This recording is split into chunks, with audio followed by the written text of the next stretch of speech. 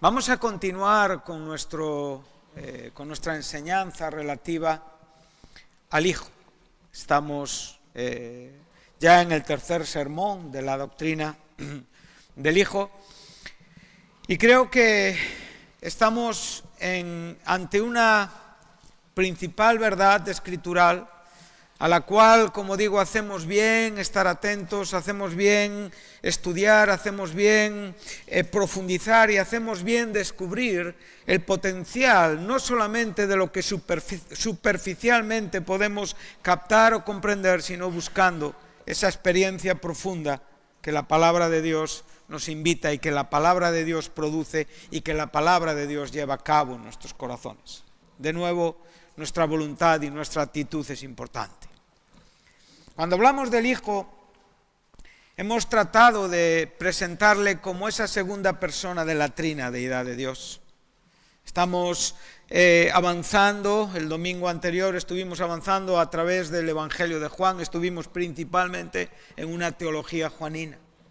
El Evangelio de Juan es un evangelio que se diferencia de los sinópticos porque su mensaje es que Jesús es el Hijo de Dios. Él trata de presentar a Jesús como el Hijo de Dios, lo cual es equivalente a decir Dios mismo.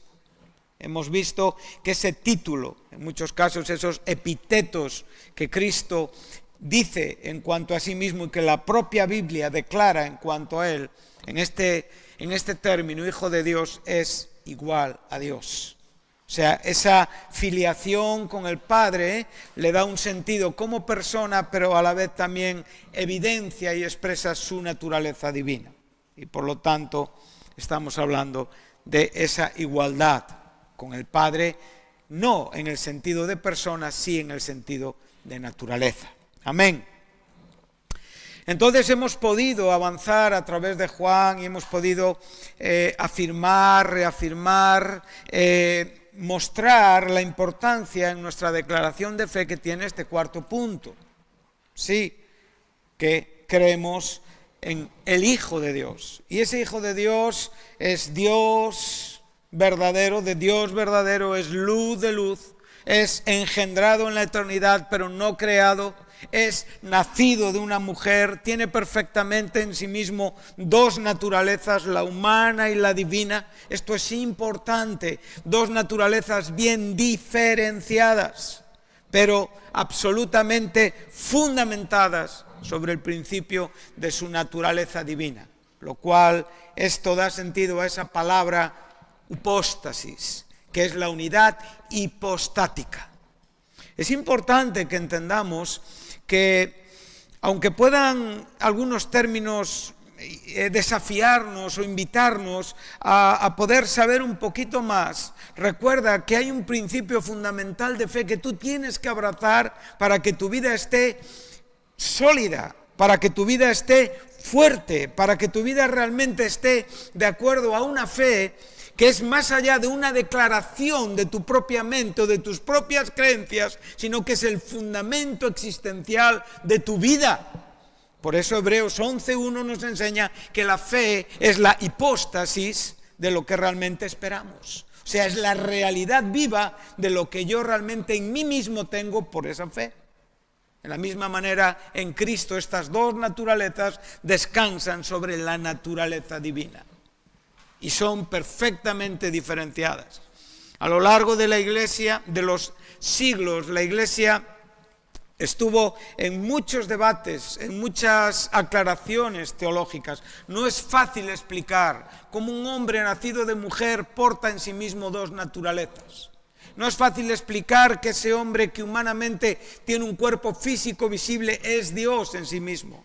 Es muy difícil explicar cómo Cristo sentía hambre, sentía frío, sentía dolor y sin embargo era el Dios omnipotente. Todas estas cosas son asuntos que son muy complicados y por eso en muchos casos la Iglesia ha atentado en sus propias creencias y en sus propios debates sobre este principio fundamental del Dios hecho carne.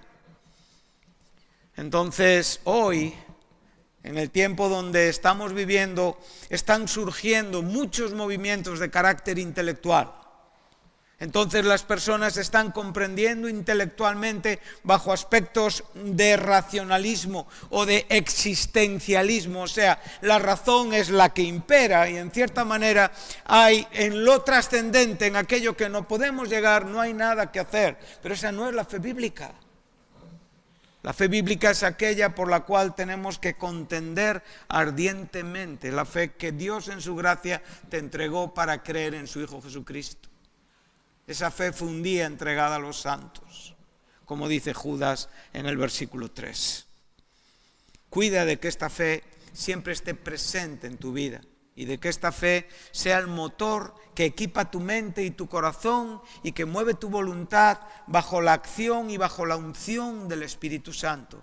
Que no sea tu intelectualidad, tu capacidad cognitiva, tu cierto orden humano el que esté captando verdades, porque esto es vano totalmente. Nosotros tenemos que profundizar en esta fe. Entonces, para nosotros, ese Cristo histórico es el Dios eterno humanizado. Amén. Vamos a ir a Romanos y quiero hacer un pequeño paso sobre un texto del capítulo 8 de la epístola de Pablo a los Romanos, para de ahí dirigirnos en nuestro itinerario a la epístola de los Hebreos. Quiero pararme en la segunda parte del versículo 29, capítulo 8, versículo 29 de la epístola a los Romanos. Bueno, estamos en un contexto amplio, con un profundo carácter teológico y evidentemente no vamos a poder abordar todo lo que este contexto contiene. Quiero únicamente centrarme en un aspecto del versículo 29. El capítulo 8 de Romanos es conocido como ese capítulo que nos habla de la vida en y por el Espíritu. La vida en la que el hombre comienza y por la cual se convierte en un hijo de Dios. Es ese capítulo que comienza diciéndonos: no hay condenación para los que están en Cristo Jesús. Y tiene ese añadido que en muchos originales no está: los que ya no andan conforme a la carne, sino conforme al Espíritu. Nos va a enseñar con total claridad que Cristo nos ha redimido, nos ha librado evidentemente de la condenación de la ley. Y esa ley que era imposible de ser obedecida por ningún ser humano, ningún descendiente de Adán, Dios enviando a su Hijo en condición de hombre y a causa del pecado condenó al pecado en la carne. Y en este momento nos enseña que la vida espiritual es posible para el hombre caído en Cristo Jesús. Él nos va a enseñar cómo el Espíritu Santo atestigua a nuestro espíritu de que somos hijos, y no solamente hijos, sino coherederos, y que podemos lanzar ese grito de filiación que dice Abba, Padre. Nos enseña que hemos sido librados del espíritu de esclavitud, del espíritu de temor para no ser esclavos otra vez, sino que hemos sido adoptados como hijos. Y nos habla acerca de cómo el Espíritu Santo obra en la iglesia. Nos habla de que hay un mundo que está clamando, que está gimiendo. Nos habla de que nosotros gemimos y que el propio Espíritu Santo gime con espíritus indecibles delante de Dios, porque Él conoce la voluntad de Dios para nuestra vida. Y ahora entramos en un contexto que es muy usado por los creyentes, por los cristianos, ¿verdad? Un contexto tremendamente esperanzador, pero que no tenemos tiempo para abarcarlo. Quiero únicamente centrarme en la parte B de este versículo 29. Dice: porque a los que antes conoció, también predestinó. No entramos en este asunto. Y ahora, ¿cuál es el propósito de nuestra redención? Para que fuesen hechos conforme a la imagen de su Hijo, para que Él sea el primogénito entre muchos hermanos. Bueno, aquí tenemos otro aspecto fundamental en cuanto a lo que el Hijo es y lo que nosotros somos por la bendición de que realmente el Hijo de Dios se humanizara y estuviera en este mundo pagando por nuestros pecados. Es evidente que todo lo que Jesucristo fue carecería de sentido sin la muerte en la cruz del Calvario. La muerte en la cruz del Calvario es lo que marca todo el sentido por el cual el Hijo se humanizó y por el cual el Hijo resucitó y se sentó de nuevo a la diestra de la majestad en las alturas. Ahora, nosotros sabemos perfectamente que Jesucristo es el Hijo eterno, engendrado en la eternidad anterior. Pero a la vez sabemos que la humanidad de Cristo fue en el tiempo. Cristo nació de mujer, llegó a ser hombre, o sea, fue humano por primera vez, aunque no fue creado. Sabemos perfectamente que Él no fue formado por una relación fisiológica de un hombre y una mujer, sino que el Espíritu Santo puso la semilla en el vientre de María, por eso es el Hijo de Dios.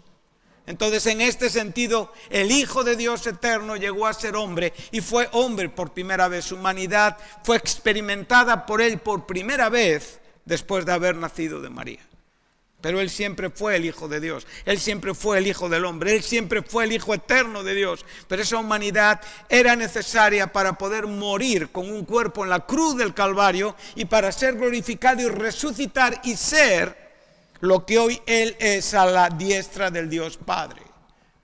Nada que no fuera antes, Él siempre fue, esto lo tenemos que tener muy claro, pero su humanidad en cierta manera empezó a ser el día que Él nació y era necesaria para ser nuestro bendito Salvador, nuestro bendito sumo sacerdote y para ser la cabeza de la creación que había caído con el pecado de Adán. Amén. Entonces, cuando nosotros estamos viendo aquí este término, nos está dando una idea muy maravillosa en cuanto a la relación del Hijo humanizado contigo. O sea, lo que nos está diciendo el apóstol Pablo es que los hombres que fueron salvos por la fe, el propósito de su salvación es ser hechos a la imagen, conforme, de acuerdo a la imagen del Hijo. ¿Con qué propósito? Que Él sea el primogénito entre muchos hermanos. Evidentemente, para Él adquirir este carácter de primogenitura, la humanización era necesaria. Es evidente que cuando el término primogénito aparece en la Biblia, hablando de Jesús, aparece con diferentes matices. Pablo a los Colosenses nos enseña en el capítulo 1, en los versículos 15 al 17, que Él es la imagen del Dios invisible, el primogénito de la creación. En este sentido, está dirigiendo, hablando de Cristo como ese primogénito que es creador. Pero cuando ya nos habla del primogénito de entre los muertos, por ejemplo, como nos enseña Apocalipsis, cuando nos habla del primogénito entre muchos hermanos, entonces ya está relacionando la primogenitura de Jesús con su humanidad. ¿Pero con qué propósito?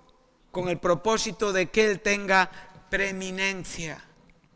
Y esa preeminencia es realmente aquello que relaciona a Cristo con ese segundo Adán.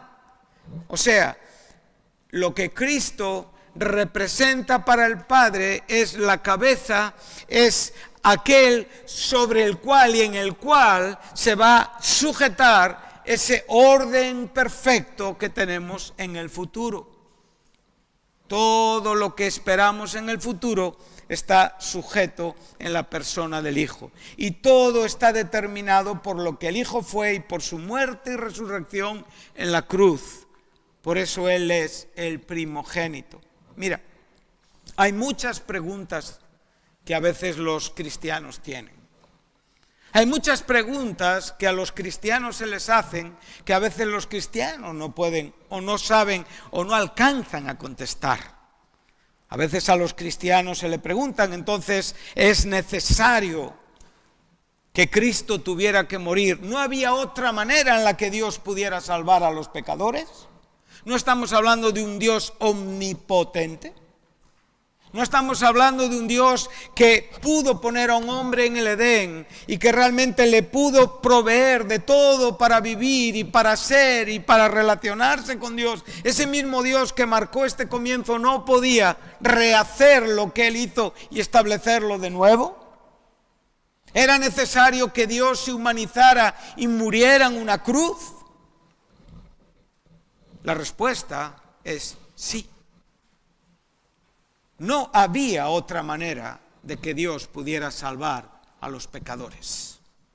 Y eso no afecta ni en ninguna manera atenta a la omnipotencia de Dios, sino es la evidencia de la conveniencia de Dios, de aquello que a Él le convenía para su gloria. Entonces entendemos que este texto es un paralelo con Hebreos 2:10, cuando se nos está presentando al Hijo superior en una condición humana a los ángeles, te dice, porque convenía a aquel por quien todas las cosas son y todas las propias cosas subsisten, que habiendo de llevar muchos hijos a la gloria, perfeccionase por aflicciones al autor de la salvación de ellos. ¿A quién convenía? Al Padre. ¿Y cómo se efectuó la conveniencia del Padre? Por la propia entrega del Hijo, que fue perfeccionado por medio de aflicciones. ¿Cuáles aflicciones? La muerte de cruz. La muerte de cruz, que fue la obra que culmina toda la humillación de Cristo, que siendo en forma de Dios, llega a ser hombre. Esto es una humillación. Y por lo tanto, en esta condición, Él realmente murió por la conveniencia del Padre. Este es un asunto que tiene que quebrantar tu corazón. Si lo entiendes profundamente, si lo entiendes mentalmente, no te dirá nada, porque ya lo has oído, ya lo has leído.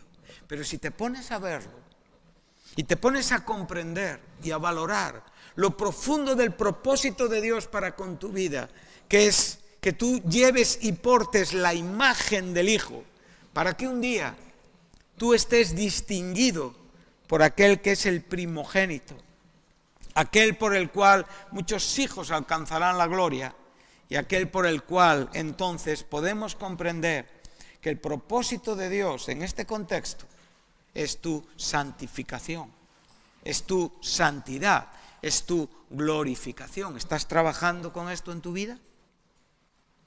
¿O qué es para ti portar la imagen del Hijo? Piensa. Es el fin. En el fin es el final por el cual todos seremos glorificados y nuestra humanidad resucitará con un cuerpo glorioso semejante al que hoy Cristo tiene a la diestra del Dios Padre, un cuerpo semejante al de Jesús hoy. Pero Él será siempre el primogénito entre muchos hermanos. Y esa será la condición que Él tendrá en gloria. Entonces, la gran pregunta es, ¿esto es para ti el Hijo? ¿Piensas en esto profundamente en tu corazón? ¿Amas algo o alguien más que a este Hijo?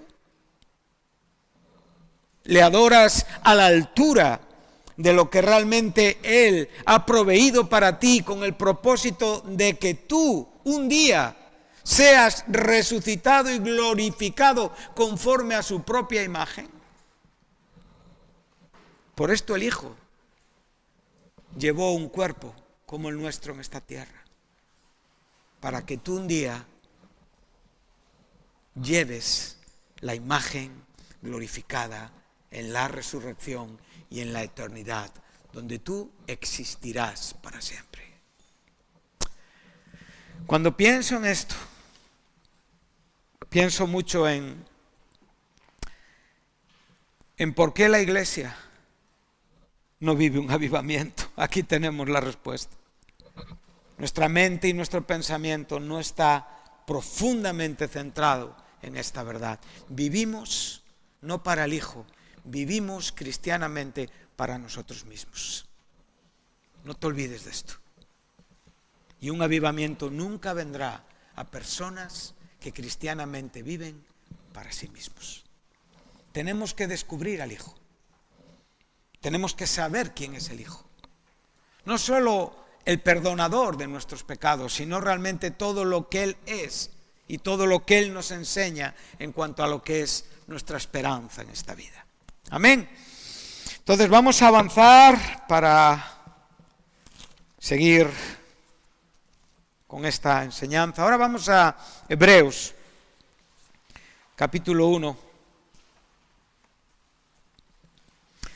Hemos visto la importancia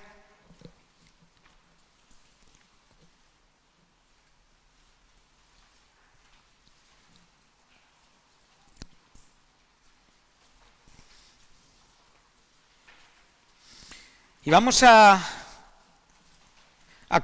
conectar con este contexto que tiene una belleza maravillosa. Es una de las porciones de la Escritura más bellas que podemos contemplar y leer. Por supuesto, esto sería no estoy diciendo que haya algo en la Escritura que no sea bello. Quiero decir que este es un contexto bellísimo. Vamos a leer, tendríamos que leer hasta el versículo 6, porque es un contexto amplio y no podemos extenderlo más, porque entonces ocuparíamos más tiempo del que en este momento tenemos. Pero dice así: ten en mente lo que acabamos de leer. Realmente Él nos escogió, nos predestinó, nos conoció para que nosotros llevásemos la imagen del Hijo y para que Él fuera el primogénito entre muchos hermanos. Ahora dice así el escritor de Hebreos. Recordar que había 3 contextos que los citamos, que era Génesis, Juan, donde estuvimos el domingo anterior, y Hebreos. Este sería el contexto que estaría en el medio. Génesis nos habla de ese aspecto creador de Dios, ¿sí?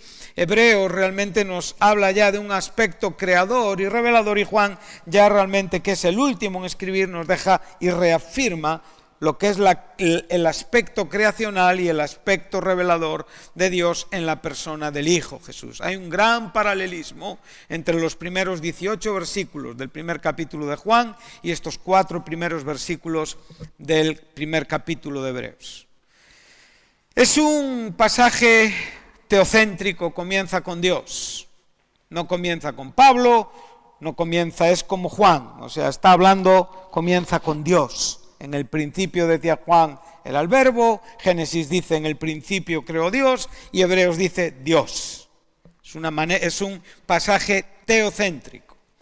Dice, Dios, habiendo hablado muchas veces y de muchas maneras en otro tiempo a los padres por los profetas, en estos postreros días nos ha hablado por el Hijo. Bueno, estamos estudiando al Hijo y ahora estamos viendo lo que el escritor de Hebreos nos está comunicando. Sabemos que él está escribiendo a hombres que conocen y saben los asuntos del Antiguo Testamento. Y por lo tanto, para el escritor de Hebreos es un asunto fundamental comenzar así. Pero nos está diciendo mucho más que únicamente partir la Biblia en 2 secciones. Nos está hablando de un propósito progresivo de Dios. O sea, de un propósito que no finaliza en Malaquías, sino de un propósito que comienza en Génesis y va hasta el libro de Apocalipsis. Y nos está hablando de que ese culminen, o sea, ese propósito en el Hijo, realmente es donde alcanza su cenit. O sea, su mayor grado de revelación. Te está diciendo que Dios, que es el que se revela a los seres humanos, ha hablado muchas veces y de muchas maneras. Bueno, ¿qué está diciendo aquí el escritor de Hebreos? A veces nosotros, cuando nos dirigimos a las personas, le decimos, te lo he dicho muchas veces. ¿No? ¿Cuántas veces quieres que te lo repita? No, pero no es esto lo que está diciendo aquí Hebreos. No es que Dios haya sido un Dios que se ha repetido hasta la saciedad y que realmente ha hablado constantemente. Sí, es verdad. Dios le habló a Abraham, Dios le habló a Isaac, Dios le habló a Jacob, Dios le habló a Moisés, Dios le habló a David y a todos los profetas, es verdad. Pero aquí lo que nos está hablando es que Dios habló en porciones, o sea, en fragmentos. ¿Qué quiere decir esto? Que Dios fue revelando progresivamente su comunicación. Es un poquito diferente. Y ya nos está dando una idea mucho más centrada y mucho más cercana a lo que Él va a querer decirnos. Claro que Dios habló a los antiguos. Claro que Dios habló a los padres. ¿Quiénes son los padres? No solamente aquí se está refiriendo a Abraham, a Isaac o a Jacob. Aquí se está refiriendo a todos aquellos judíos que realmente quedaron del lado del Antiguo Testamento. O sea, generacionalmente un padre podía ser el anterior a quien realmente estuviera leyendo esta carta, para que podamos entendernos. ¿Sí? Entonces vemos que Dios está hablando fragmentadamente y a la vez está hablando en una forma múltiple, en una multiforma, a través de visiones, a través de profecía, a través de teofanías, a través de cristofanías, a través de diferentes sueños, maneras. Entonces vemos que este Dios está teniendo una comunicación fragmentada, está teniendo una comunicación progresiva y ahora dice que así habló en otro tiempo, o sea, en tiempo pasado. En el tiempo anterior, lo cual ahora sí nos lleva desde Génesis hasta Malaquías. Ese es todo el registro de la comunicación de Dios en el Antiguo Testamento. Por lo tanto, el periodo intertestamentario no tiene una voz autorizada, no tiene una escritura inspirada de Dios. Todo lo que hay entre Malaquías y Mateo es sencillamente historia. No hay canon bíblico, no hay voz de Dios. Entonces, hasta aquí nosotros centramos esta historia y la cerramos con Malaquías. Pero ahora nos va a decir en estos postreros días. Nos ha hablado y me gusta mucho la versión de las Américas. Para aquellos que os guste estudiar, para aquellos que os guste pararos en los detalles, sabemos que no hay un artículo, entonces la expresión correcta sería habló por hijo. Pero la realidad es que la expresión de muchas traducciones para mí me parece maravillosa, en vez de usar el artículo él, poner su hijo. Me gusta. Él en estos postreros días nos habla por su hijo. Ahora, nosotros estamos contemplando los postreros días. Los postreros días, bíblicamente, tienen un significado importante. Y estos postreros días guardan una relación principal con el Hijo, con Jesucristo. Recordamos, el escritor está hablando a judíos. Los judíos son conocedores del Antiguo Testamento. Para los judíos había dos eras.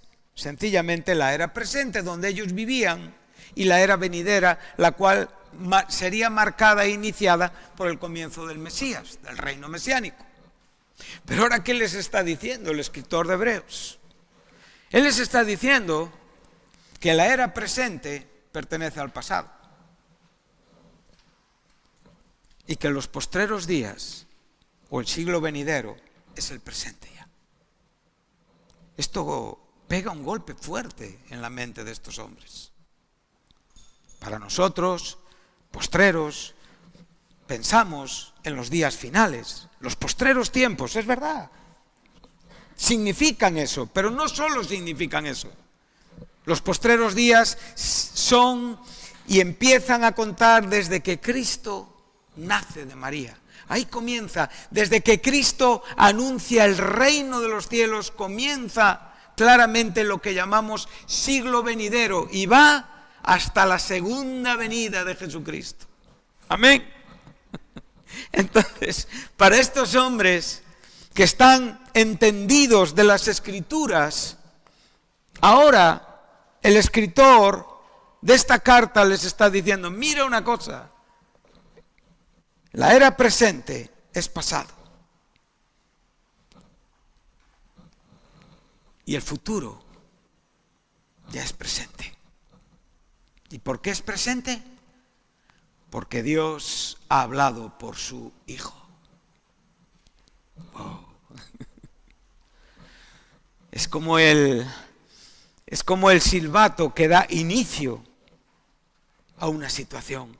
Es una palabra que marca un final y un comienzo. Es una palabra que está diciendo toda la progresión de Dios hasta aquí termina, y a partir de aquí la única comunicación que tiene sentido, la única comunicación que realmente da sentido a todo lo que hemos escuchado antes es Jesucristo. Viene a decir que todo lo que tenía que ver con lo oído, en Él se cumple. Todos los símbolos, todos los sacrificios, todos los aspectos religiosos, todas las ceremonias, todas las maneras en las que se relacionaban con Dios, ahora adquieren su perfección con la presencia del Hijo, con la voz de Dios a través del Hijo. Y ahora aquí, entonces, ¿qué traemos ante nuestra mente? Él es el Verbo, amén. Él es el Verbo que era en el principio. Él es el Verbo que está cara a cara con Dios.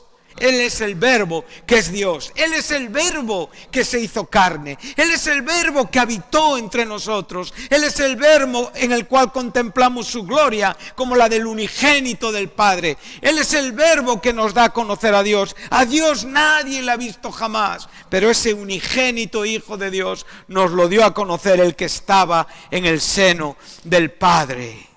Y entonces ahora podemos ver que esa comunicación de Dios es expresada ya no por la voz de un profeta, ya no por una acción sobrenatural de un mar que se abre o sencillamente de un fuego que cae del cielo o de un ángel que aparece, sino del mismísimo Dios encarnado, humanizado, Jesucristo. Entonces Él es el Verbo que expresa el pensamiento eterno de Dios. Maravilloso, ¿no? Amén. Entonces vemos, Él habla por Hijo.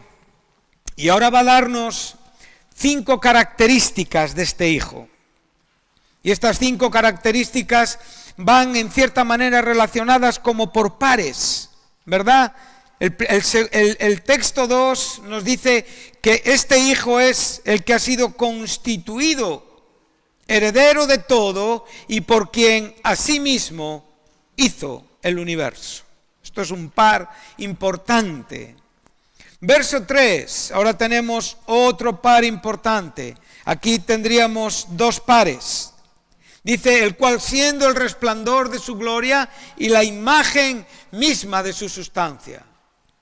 Dice, quien sustenta todas las cosas con la palabra de su poder, y ahora dice, habiendo efectuado la purificación. Y observa que ese término purificación no pone expiación, no pone propiciación, nos está llevando a las ceremonias purificantes de limpieza de lo que todo se llevaba a cabo en el Antiguo Testamento.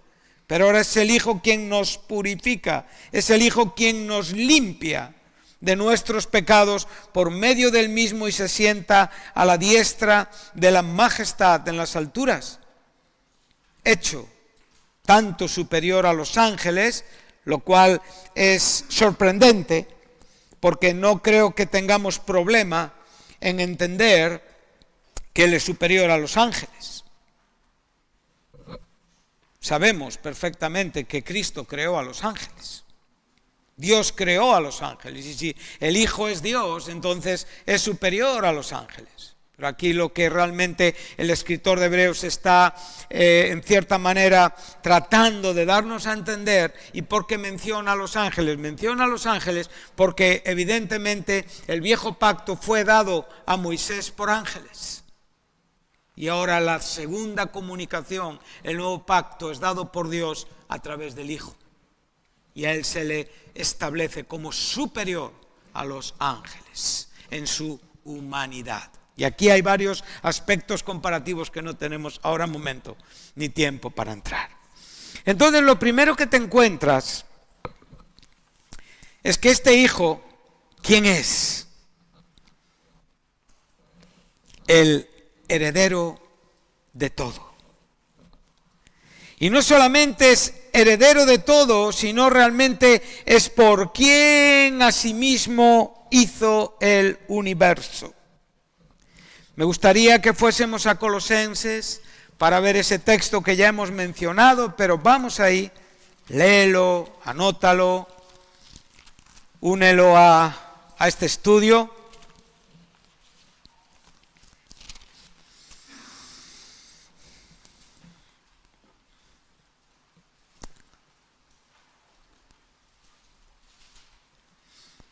Dice, Él es, capítulo 1, versículo 15 de Colosenses, Él es la imagen del Dios invisible. Tenemos el término iconos, ¿sí? Del Dios invisible, el primogénito de toda creación.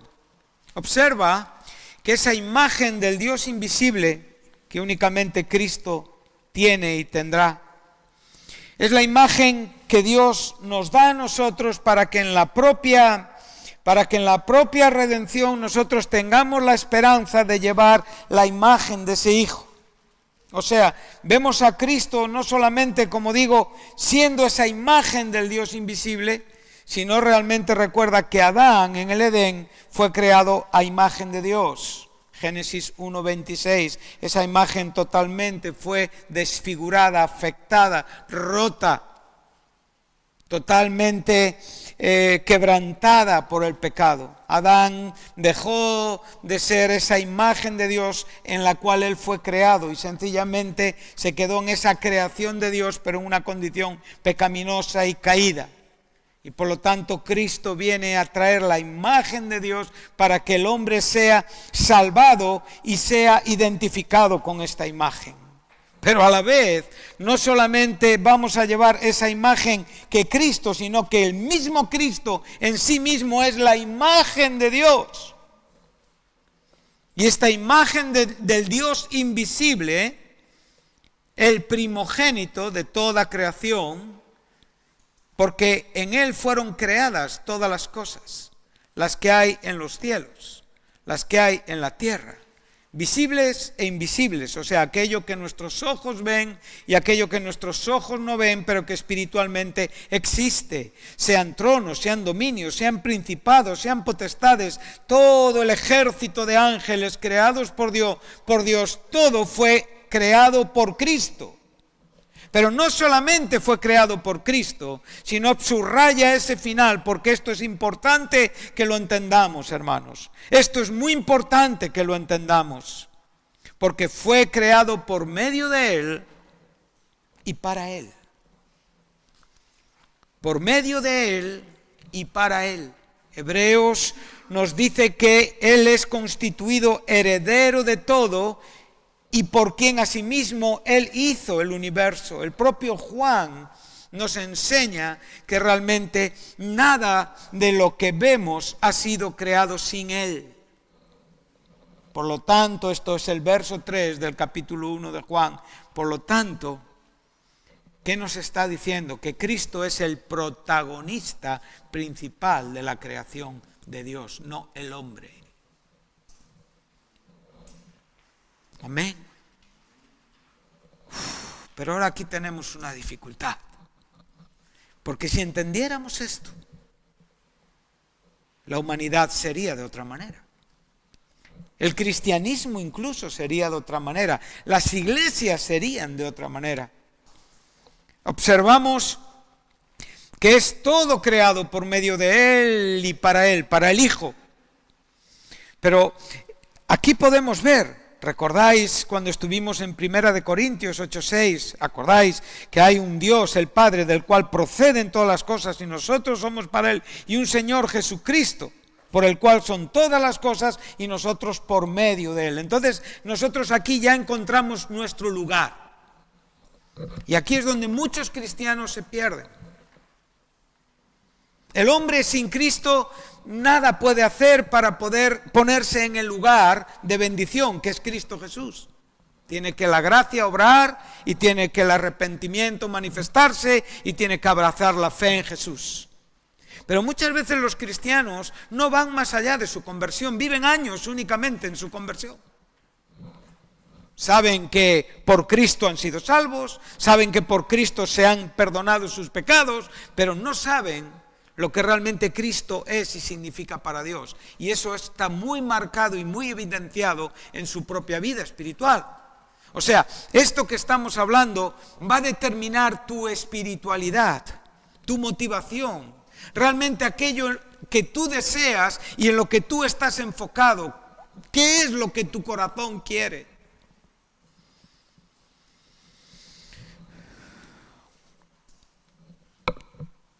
En esto perdemos protagonismo y se lo otorgamos a Él. Él es antes de todas las cosas y todas las cosas en Él subsisten.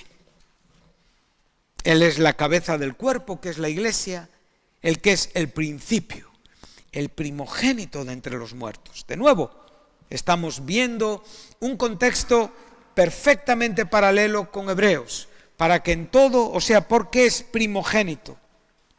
¿Por qué todas las cosas son por medio de Él y para Él? Para que en todo Él tenga la preeminencia, la superioridad. Entonces, ahora nosotros tenemos aquí una respuesta importante. ¿Por qué Dios creó los cielos y la tierra? ¿Para quién Dios creó todo el universo?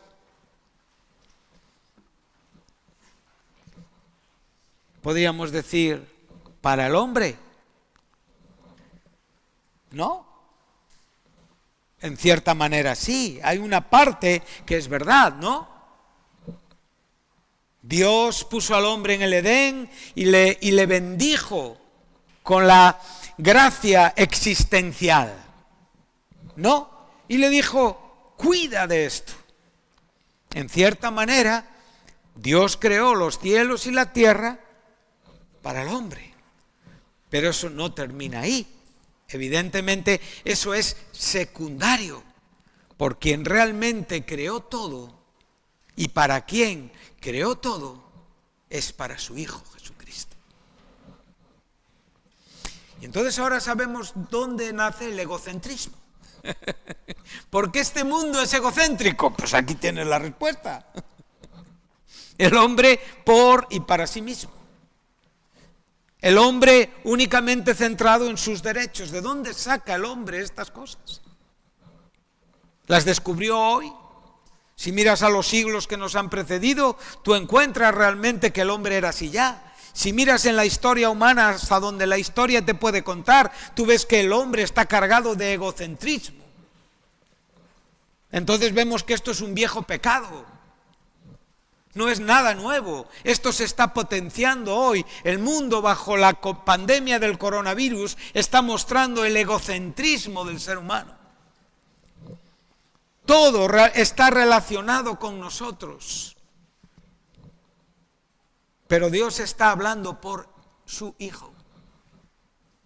Para que tú y yo comprendamos esta voz, la entendamos y la oigamos. Y realmente la pongamos en práctica. Vives por su Hijo. Vives para su Hijo. Eres por medio del Hijo. Todo lo que tú tienes es por el Hijo y en el fin todo lo que tú vas a hacer es para el Hijo. Porque tú no vas realmente a igualarte con el Hijo. Nunca. Tú tendrás que asistir a la gloria del Hijo cuando el Hijo sujete todo al Padre. Y será el Hijo a quien todo está sujeto, no a ti. Adán fracasó, no te olvides, el hombre fracasó, no fue capaz de cumplir y tú no eres capaz de cumplir si no es por el Hijo, porque el egocentrismo es un principio fundamental de nuestra manera de pensar. Vivimos y pensamos constantemente en nosotros mismos, nos levantamos pensando en nosotros, cómo va a ir el día, qué voy a hacer, cómo estoy con este, con el otro, qué tengo, todo tiene que ver contigo, no con la gloria de Dios. ¿Cuántas horas de nuestra vida las pasamos con nosotros mismos? Porque no entendemos esta parte. Y Dios te va a tener ahí hasta que te aburras de ti, hasta que te canses de ti, hasta que te des cuenta que tú no eres el ombligo del mundo, que no eres tan importante como piensas y que realmente debes de entender que todo es para Cristo. Sí, vamos a ser muy aliviados. Mira, el cristianismo de entretenimiento que hoy hay en el mundo está diseñado, ¿sabes para qué? Para que la gente esté cómoda y esté bien. Para que la gente no se inquiete, ni para que la gente realmente dentro no se turbe y que sencillamente mantengan una fe quieta y plácida en Jesús. Pero esto no es lo que enseña la Biblia. Lo que enseña la Biblia es algo mucho más profundo y mucho más glorioso. Tú tienes que ver qué es para ti tu fe. Si es el medio por el cual tú quieres alcanzar tus sueños, si es la fe aquello por lo cual tú quieres estar cómodo, estar bien, y estoy hablando de cosas buenas, o realmente la fe es para comprender lo que el Hijo es. ¿Estás estudiando a la persona del Hijo? ¿Quieres inquietarte por el futuro? ¿Quieres saber quién va a ser el anticristo? Conoce al Hijo. Esto debe de ser lo principal, conoce a Jesucristo, porque de Él depende todo lo demás. Él es el unigénito, el primogénito, el Hijo de Dios, el Cristo, el Señor, el Hijo del Hombre, nuestro bendito y gran sumo sacerdote, nuestro Salvador. Él es Jesús.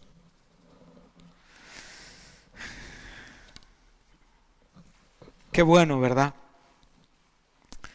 Observa que cuando somos librados de nuestro egocentrismo, empezamos a entender lo que Pedro nos enseñaba en la primera carta, en el capítulo 1, en el versículo 16.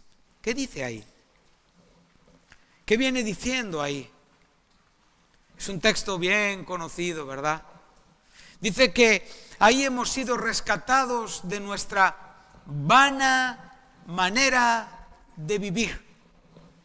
Entonces ahora ya tienes un argumento por el cual ya sabes por qué Cristo se humanizó. Amén. ¿Por qué Cristo tomó la forma de un cordero, de un hombre? ¿Por qué Cristo vino desde la eternidad? Es maravilloso pensar en estas cosas. Jesús varias veces en su ministerio terrenal dijo con mucha claridad en su propio corazón que había salido del Padre. ¿Sí? Entonces ahora nosotros podemos entender por qué Él entró en el mundo, por qué Él se humanizó, por qué Él llegó a ser hombre, por qué Él llegó a ser siervo, por qué Él murió la muerte y la muerte de cruz, por qué Él resucitó, por qué Él se sentó a la diestra del Dios Padre, para librarnos de nuestra vana manera de vivir que heredamos de nuestros padres. O sea, de la propia genética pecaminosa del mundo y de la humanidad. ¿Qué es vana manera de vivir? Vana manera de vivir. Ese término vano ahí significa aquello que es malo, que realmente no tiene sentido, que no tiene futuro, que realmente no va a alcanzar nada. Y nuestra vana manera de vivir está cargada por nuestro egocentrismo. Y este es el gran problema del ser humano. Esta es mi batalla y es tu batalla. Este es mi problema y es tu problema.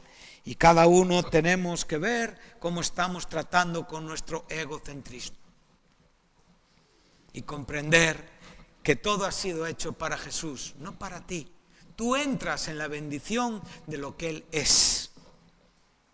Y entonces yo puedo decir, es para mí porque fue dirigido ¿a quién? A Jesús. El que pudo sustentar, sujetar, asegurar y afirmar lo que yo nunca podría llegar a hacer. Mira lo que dice Pablo a los Romanos. Capítulo 14, versículo 8. Y volvemos después a Hebreos.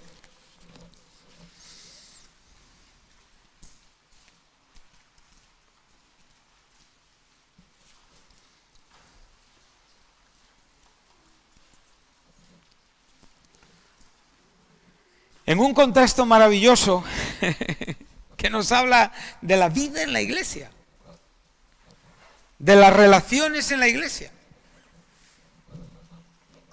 Nos está enseñando que nosotros tenemos que tener una conciencia de que Él es el heredero de todo.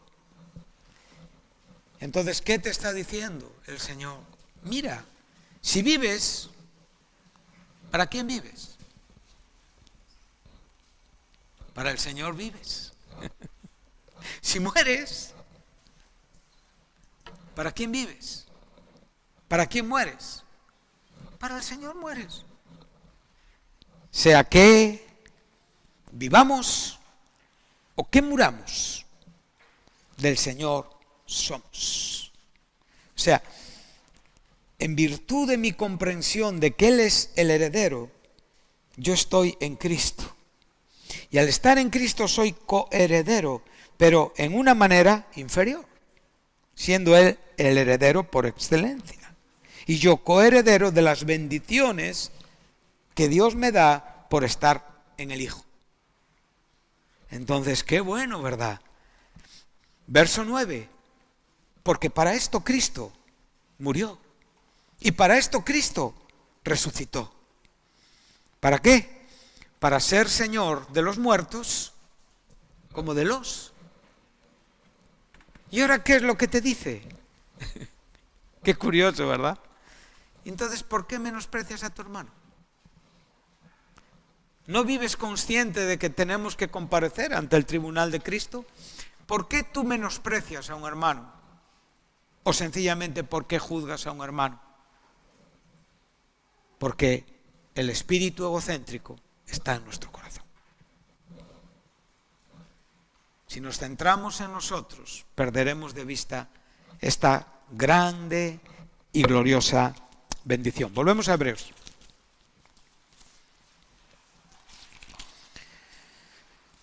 Vemos que es el heredero, y siendo el heredero, ya hemos visto en Colosenses, que es por quien ha hecho el universo. Entonces, lo que ya tenemos ante nosotros es una esperanza maravillosa y gloriosa, el poder decir, Señor, gracias, porque un representante de Adán, humanamente, pero aquel que era el Verbo eternamente, es el heredero. Y si Él es el heredero, es la garantía de tu esperanza. Porque Cristo no va a fallar. Porque Cristo no puede fracasar. Y porque realmente en Cristo se va a cumplir todo este propósito fragmentado y progresivo de Dios. Entonces, cuando nosotros contemplamos este mundo contemplamos las desgracias, contemplamos las guerras, contemplamos los desastres, cuando nosotros somos abocados a entender que es muy probable que pasemos por dificultades, que pasemos por sufrimientos, nuestra fe descansa sobre un heredero que garantiza el buen final. El mundo puede acabarse hoy, pero la herencia de Cristo está intacta. Entonces ahora yo entiendo por qué Cristo es el medio por el cual Dios creó todo y por qué Dios lo creó para Él. Y ahora puedo entender por qué es el heredero. Y ahora puedo entender por qué asimismo por medio de Él hizo el universo, porque realmente Él es el objeto de todo, lo cual no pudo ser Adán. Pero sí, nuestro bendito Señor Jesucristo. Este universo nos dice también algo muy importante. La palabra universo aquí es siglo, es edad. Nosotros únicamente contemplamos el universo a veces pensando en los planetas, en la Tierra, ¿no? Pero no es esto solamente. Aquí el término universo no solamente está hablando de la creación, sino está hablando también de la cronología del tiempo y del propio espacio. O sea, realmente todo el proceso de todos los asuntos que están sucediendo en el mundo están dirigidos a que el Hijo realmente se posicione como lo que el Padre determinó en cuanto a Él. Qué bonito es esto, ¿verdad? O sea, aquí estamos viendo personalmente al Hijo sujeto al Padre, personalmente al Hijo siendo el heredero del Padre, lo cual, si es el heredero, está recibiendo aquello que el Padre tiene la prerrogativa de dar. Y por lo tanto, en este sentido vemos una gloriosa verdad. Pero por otro lado, también vemos que el Espíritu Santo no es hijo, ¿verdad? Y que el Espíritu Santo no es heredero. Y que en muchos textos donde el Espíritu Santo no aparece, aunque claramente vemos y sabemos que está, porque en naturaleza es absolutamente inseparable, el Padre, el Hijo y el Espíritu Santo, pero en el asunto personal sí lo es, y en este sentido el asunto tiene que ver con el Padre y con el Hijo. Estas cosas a mí me maravillan, me animan, me dan tanto ánimo, o sea, todo el proceso cronológico, todo lo que tiene que ver con tiempo y con espacio. Y ahí podemos ver la perfecta creación de Dios. El tiempo y el espacio se necesitan para tener sentido.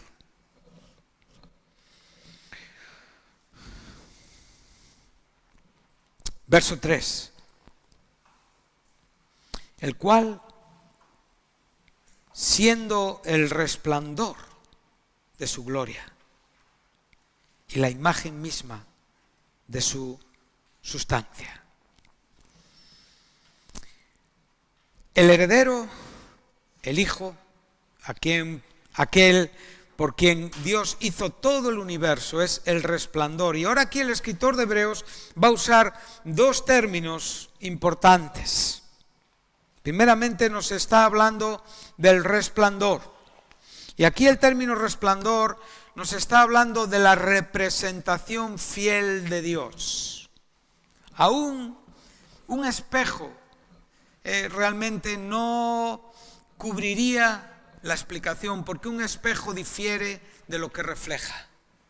Cristo es la misma representación de Dios. Él es Dios. Él cuando está cara a cara con Dios, cuando realmente Él está expresando su deidad, la está expresando fundamentada en su propia persona, en lo que Él es. Él no es alguien deificado, no es alguien no, es Dios mismo, es la fiel representación de Dios. O sea, es aquí el término lo que nos está enseñando es que es alguien que representa fielmente la imagen de alguien. Y también es la imagen. Ahora aquí hemos tenido el término iconos en Colosenses. Hemos visto ese mismo término.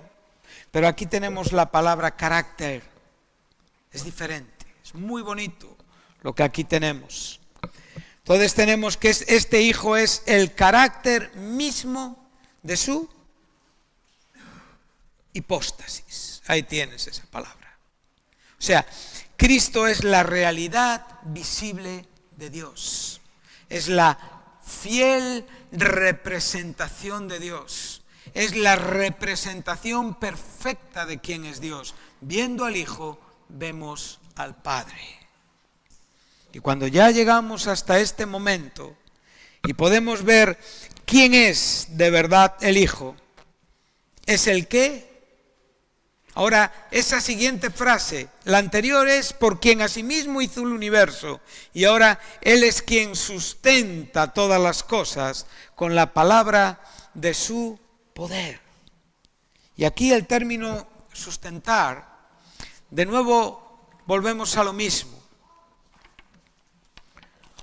Yo puedo. ¿Qué estoy haciendo? Estoy sosteniendo, ¿sí? Pero yo puedo sostener algo en una manera totalmente pasiva.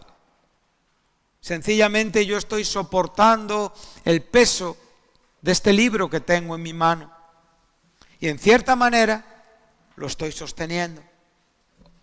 Pero esto no es lo que aquí se nos está diciendo. Incluye lo que se nos está enseñando, pero nos está hablando de una actividad constante relacionada con el propio tiempo cronológico, con el propio tiempo del espacio en cuanto al universo que ha sido creado con Él. O sea, Jesucristo es activo en el mundo donde nosotros vivimos. Y es activo porque es Dios. Y es activo porque es el heredero. Y es activo porque Él es por quien a sí mismo se ha llevado a cabo todo para Él. Y es activo porque es la imagen, es el resplandor de su gloria, es la imagen misma de su sustancia. Esto es maravilloso. Por favor, pararos unos minutos a reflexionar sobre esto, porque ahora ya se nos va a introducir al asunto de la cruz. Pero no tendría sentido si primeramente no viéramos lo que aquí se nos está enseñando. Entonces nosotros estamos viendo que aquel que es Dios, que aquel que es humano y divino, descansa su personalidad sobre una naturaleza divina. No son dos personas en Jesús, son dos naturalezas fundamentadas en una unidad hipostática, lo cual nos habla de su persona divina y de lo que realmente Él es en sí mismo. Y ahora ahí es donde luchamos para poder comprender qué parte de Cristo es afectada divinamente o humanamente, dónde realmente lo humano afecta a lo divino y lo divino afecta a lo humano, dónde podemos separar lo divino de lo humano y lo humano de lo divino. No podemos separarlo. Él es una persona, Él es el Hijo de Dios, pero sin embargo tiene dos naturalezas perfectamente expresadas. Y cuando realmente sufría Dios. Entonces es correcto decir que Dios murió por nosotros en la cruz. Explícame esto. Glorioso, ¿verdad? Pero el hombre tiene tanta curiosidad que quiere adentrarse a donde no puede, a donde no llega. Y en Cristo vemos lo humano y lo divino, pero unido en una sola persona, que es el Hijo de Dios, la segunda persona de la Trinidad de Dios. Entonces ahora, asomándonos a esta gloriosa declaración, nosotros podemos entender que ha llevado a cabo, y esto es como digo, es un verbo que está perfectamente expresando, habiendo efectuado la purificación de nuestros pecados por medio de sí mismo. Él es un mejor sacerdote. Él es un mejor sacrificio. Él fundamenta un mejor pacto. Él ofrece mejores promesas. Él es superior a todos los que hasta aquí habían hablado al pueblo de Dios. Y Él es el que realmente lleva a cabo la purificación de nuestros pecados por medio de sí mismo. Observa, para ir acabando, piensa en Jesús en el capítulo 13 de Juan, en esa última cena con sus discípulos. Él está viéndose a sí mismo y está pensando de sí mismo. ¿Soy Dios? ¿Soy hombre? No tenía dudas. En él no era bipolar, no tenía una bipolaridad. Era consciente constantemente de que era Dios y que era hombre. Y es en ese momento que él sabe que llega la hora. ¿Qué hora? La hora de llevar a cabo la purificación de los pecados por medio de sí mismo, de ser el Cordero. La hora de cargar el pecado de la humanidad. La hora de soportar la ira santa y justa de Dios. La hora de llevar a cabo un acto irrepetible y único en la propia humanidad. Y en este momento él dice, él sabía que había salido del Padre. ¿Y para qué había salido del Padre? Para humanizarse, para morir por nosotros, para redimir todo lo afectado por el pecado, para constituirse en el heredero de todo, en virtud de su sacrificio, para ser una consecuencia de lo que él ya era, pero fundamentado en su propia cruz. Y de la misma manera que salió del Padre, al Padre volvía. Y ahora sí podía decirle, la obra está acabada. Glorifica a tu Hijo con la gloria que tuve antes de que el mundo fuese. Pero esa gloria y esa experiencia ya era en una manera preciosa, perfecta y condicionada por la obra de la cruz. El Cristo que resucitó es el Cristo glorificado que se sentó a esa diestra de la majestad en las alturas. ¿Puedes imaginarte este momento? El regreso del Padre, del Hijo al Padre. El poder sentarse en virtud de lo que Él es, de lo que Él era y de lo que Él será, porque Cristo es el mismo ayer, hoy y siempre. Pero sin embargo, su sentarse está marcado por la purificación de tus pecados, por el ofrecerse a sí mismo y por el resucitar. Entonces, el Hijo, que aquí se nos está presentando, tiene que ver con 3 etapas de su vida importantes. Engendrado en la eternidad, humanizado en el tiempo y resucitado y exaltado a la diestra del Dios Padre. 3 etapas claras e importantes para nosotros. Amén. Para concluir, entonces, en virtud de este sacrificio, Él llevó a cabo una obra superior y Él fue hecho tanto superior a los ángeles por cuanto heredó más excelente nombre que ellos. O sea, el nombre que tenía antes no era superior al de los ángeles. ¿Quién era antes? Pero el nombre que tuvo después, recuerda, que es el nombre que le relaciona con la cruz. Es lo que te enseña Pablo. Es aquello que él alcanzó por dejar lo suyo, por ser en forma de Dios y no estimar esto un derecho al cual aferrarse, sino tomar la forma de un siervo, llegando a ser como un hombre y muriendo la muerte y la muerte de cruz. Entonces ahora él recibe un nombre que es sobre todo nombre. Ahora él es exaltado hasta lo sumo. ¿En virtud de qué? De la obra redentora. Y este nombre es aquel que realmente se pronuncia para que toda rodilla se doble en los cielos y en la tierra, y toda lengua confiese que Jesucristo es el Señor. Jesucristo es el Señor, para la honra y la gloria del Dios Padre. Ahí muere nuestro egocentrismo. Y ahí el cristianismo adquiere sentido normal. Estas son las cosas que realmente importan, hermanos. Esto es lo que nos diferencia a unos y a otros. Dios no quiere que seamos mejores ni peores.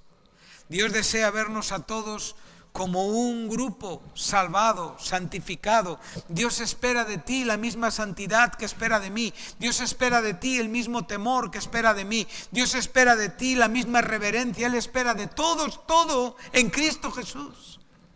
Pero ahora mi pregunta en esta mañana, ¿tú le estás dando esta vida a Jesús? Eso es lo que tú tienes que contestar. Y lo que tú tienes que decidir. Y donde realmente tú debes de posicionar tu vida. Porque nada hay para ti que no haya sido para Él. Él es el objeto de la gloria de Dios. Y sin Él, Dios no recibe ninguna gloria. Amén. Que Dios os bendiga. Y me gustaría continuar, pero no hoy, con los versículos 5 y 6 que vienen después, pero no hay tiempo ahora mismo para poder hablar de esto. Muchas gracias, que Dios os bendiga.